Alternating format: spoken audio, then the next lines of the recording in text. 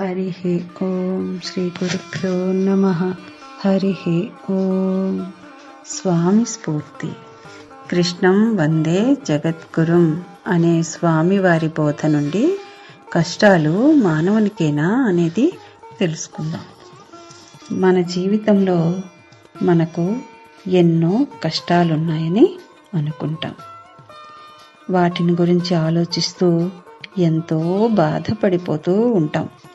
ఆ కష్టాలను ఎంతమందితోనో చెప్పుకొని చర్చిస్తుంటాం. నా జీవితంలో నాకున్నన్ని కష్టాలు మరెవ్వరికీ ఉండవు అని మనం తెగ బాధపడిపోతూ ఉంటాం. కానీ కృష్ణుడి జీవితాన్ని పరిశీలిస్తే చెరసాలలో పుట్టాడు కృష్ణుడు. పుట్టిన కొన్ని గంటల్లోనే యమునా నది దాటి భోరున వానలో పసిగుడ్డును గంపలో పెట్టి పట్టుకెళ్ళాడు వసుదేవుడు.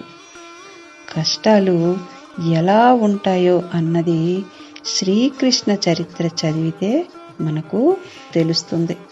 చిన్న పిల్లవాడిగా ఉన్నప్పటి నుంచి లోక కళ్యాణార్థం దుష్ట శిక్షణ శిష్ట రక్షణ భారాన్ని స్వీకరించాడు. మన జీవితంలో చూస్తే మనమేం చేస్తున్నాం? ఎవరైనా పోతే చాలు విపరీతంగా ఏడుస్తాం. కానీ శ్రీకృష్ణుని జీవితం చూస్తే ఆయన జీవితం అంతా ఎన్ని కష్టాలు వచ్చినా కృష్ణావతారం మొత్తంలో ఎక్కడా కూడా ఏ సంఘటనలో కూడా కన్నీరు కార్చినట్లు ఏ గ్రంథంలో కూడా లేదు. దుఃఖించనటువంటి అవతారం కృష్ణావతారం. తన కళ్ళ ముందే ద్వారక మునిగిపోయింది. యాదవ వంశం మొత్తం నాశనమైపోయింది. అయినా ఆయన చలించలేదు. కురు పాండవ సంగ్రామంలో 18 అక్షౌహిణుల సేన ఎందుకు కొరగాకుండా పోయింది. అందరూ పోయారు. అప్పుడు కూడా ఒక్కసారి కూడా కంటి వెంట నీరు రాలేదు కృష్ణుడికి. ఆయన ఎలా జీవించాడు? అహంకారం లేకుండా మమకారం లేకుండా జీవించాడు. పూర్ణ జ్ఞానంతో జీవించాడు. ఏ దుఃఖం బంధం లేకుండా జీవించాడు.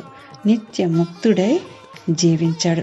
అందుకని పరమాత్మ మనకి ఏం చెప్తున్నాడంటే, నువ్వు లోక కళ్యాణం కోసం కష్టపడు, పరోపకారంతో జీవించు, అంతటా భగవంతుడే ఉన్నాడని దృష్టితో జీవించు. సర్వజీవుల సేవ చేసేటప్పుడు భగవంతునికే సేవ చేస్తున్నాను అనుకొని చెయ్యు. అప్పుడు నీ జీవిత బాధ్యత నాది, నీ భారం నేను వహిస్తాను అని మనకు శ్రీకృష్ణ పరమాత్మ భగవద్గీతలో చెప్పారు.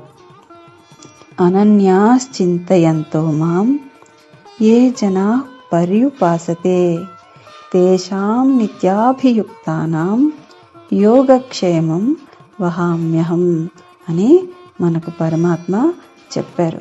కాబట్టి మన కష్టాలకు చలించకుండా ఉండాలి అంటే భగవద్గీతలో పరమాత్మ చెప్పినట్లు జీవించడానికి ప్రయత్నం చేద్దాం. హరి ఓం. శ్రీ గురుభ్యో నమః. హరి ఓం.